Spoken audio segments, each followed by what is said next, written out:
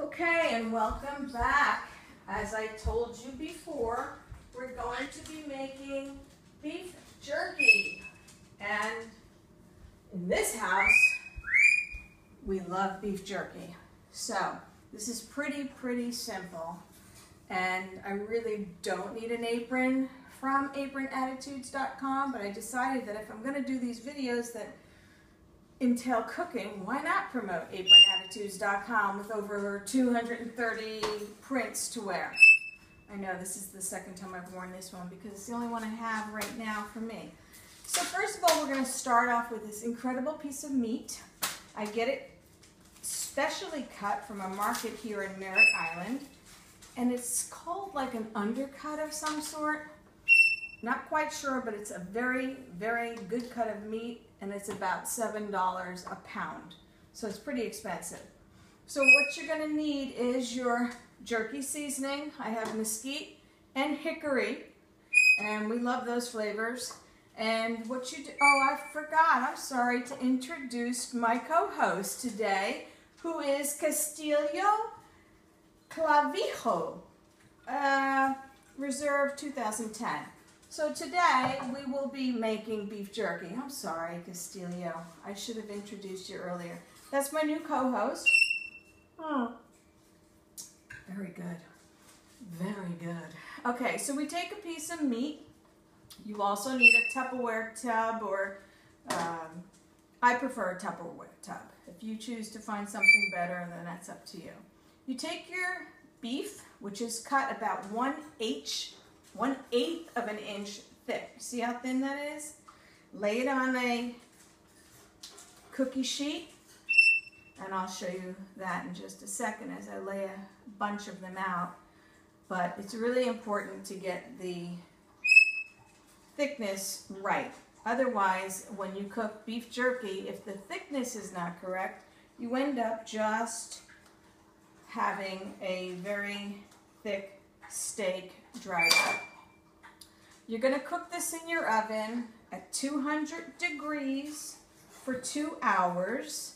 You will crack the oven open with a spoon, a fork, whatever you want to use, for 2 hours. And also, because this is a nice, good, thin layer, I check it at about 1.5 hours. So right now, we're going to take some of our seasoning, and you spread it on the top end, and not very heavy, by the way, because you're going to use your hands and spread that seasoning across the meat, and wherever you feel you didn't get, don't worry about it. You lay that piece that's seasoned down, and the next piece that is seasoned goes on top of the part that was unseasoned. And it just continues like that. So it gets the seasoning from each underside. If that makes sense to you, and it should. If you want, you can always season a bit more, because this is sitting in the refrigerator overnight for an hour. So you're going to go through your packages of meat. I usually get 3 to 5 pounds at a time. And it usually goes very quickly. I have people who continually ask, please make this for me and I'll pay you. By the way, that beeping sound is not a broken smoke alarm. It's Cooper. And Cooper just wants attention. And also he does that when there are strangers, or I'm doing something like this. Again, you lay your meat out, and actually I forgot to show you. So hold on. I'm going to show you in this bit here. You lay your meat out in your cookie pan so it's flat, like that. Take your seasoning, season again. And this is great for people who don't have time to stop to eat lunch. This is great for those people who are out hunting deer or whatever you hunt. I don't particularly hunt anything, but it's a great source of protein.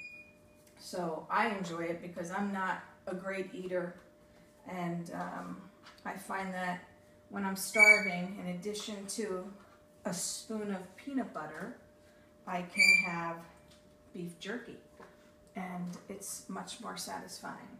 So anyhow, I'm going to go ahead and finish all of these and put all the seasonings on.